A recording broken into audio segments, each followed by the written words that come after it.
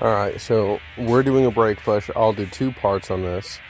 The first step is to identify where your brake, your reservoir is, and you want to identify what brake fluid. Pretty sure you got your Toyota. I'm pretty sure that's .3. So before you open up the cap and screw around with that, you want to lift. You want to lift on the sides, and you want to be able to lift. Or if you buy ramps, it's very easy to put your jack on the pinch weld right here. This is called a pinch weld.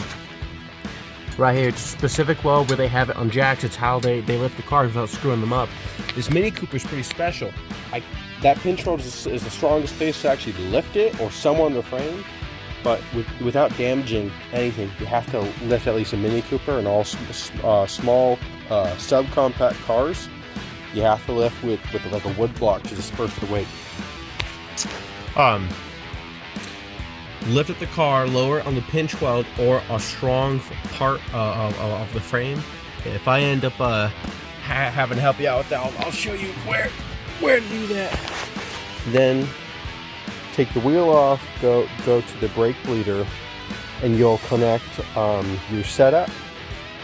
First, you'll break it loose with like a 3/8 a ratchet, tighten up again, connect your setup, then get a wrench for the right size, connect it up, and then what you'll do is that you'll pump the brakes maybe 5 or 6 times, so it's hard.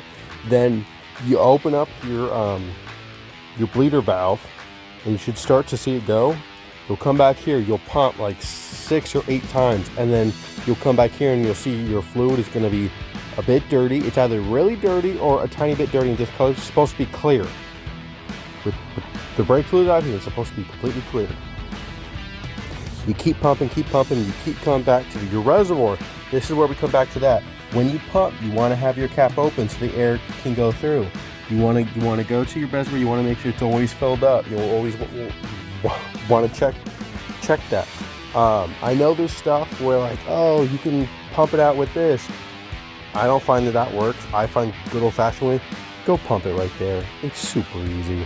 You don't even need this whole thing. You could literally just have a hose, some PVC that can connect a container and have the hose connected in some liquid. It's super easy. Just make sure it's pressurized, pump the brakes, open them up, it'll start to go out, pump it a bunch, and fill it while you're doing the process. Here's something else. This, I've taken everything off. I use my impact wrench. It's a cool adapter, so I can use my DeWalt batteries on it. I got that from Harbor Freight. You can't get this off. What do? You don't smack it with a hammer. That's the dumbest thing to do. It's not dumb. I've tried it. It doesn't work. Here's what you can do. Take the edge right here. Take the back of your foot and you kick it like a donkey. Boom. Pops right off with the leverage that you're putting on there. If you try and use a hammer, if you try and use it any other way, you will damage something, and you can keep whacking with a hammer, and it's not going to come off. You want to use leverage to whack the back of it like you're a donkey. Bam, and then it just pops right off. And that's basically the rotor face right here.